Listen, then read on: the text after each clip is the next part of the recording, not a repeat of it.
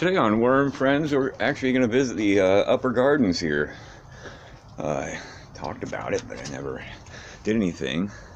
We got this nice waxy fern. You know, it froze 3 times in a row, so I wasn't sure how things were going to survive. And yeah, the waxy fern survived. This little, I can't remember the name of it. It's a little one. The azaleas came back. The cyclamen are doing okay. Don't know these big purple things, but we got some tiger lilies back there, and these little succulents just grow like a monster.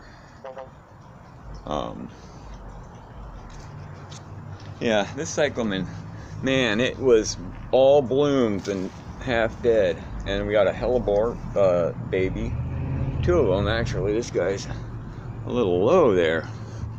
Get his head above water a little bit maybe. Same with the cyclamens, they're a little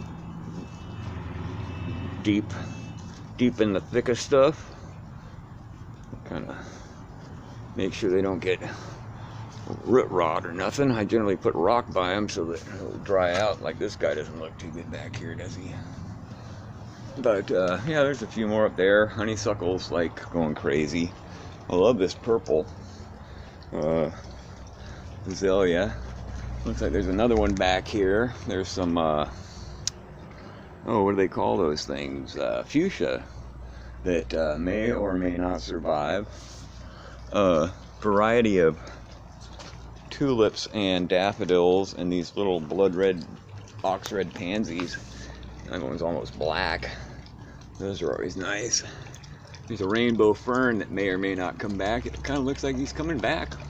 I'll be damned. Look at that. Well, try to look at that. One little dinky azalea. There's another hellebore back here and some black grasses just about everywhere. Not quite sure what that long tall guy is. Well, some husky pansies. And I got a variety of wild grasses. I was really going nuts for those. I still am. Anyway, shamrocks and stuff. That's what the worms have been doing. When they get free, they come up here to run wild. And yeah. Anyway, the lights are not lit because it's not night. But that's the garden up here.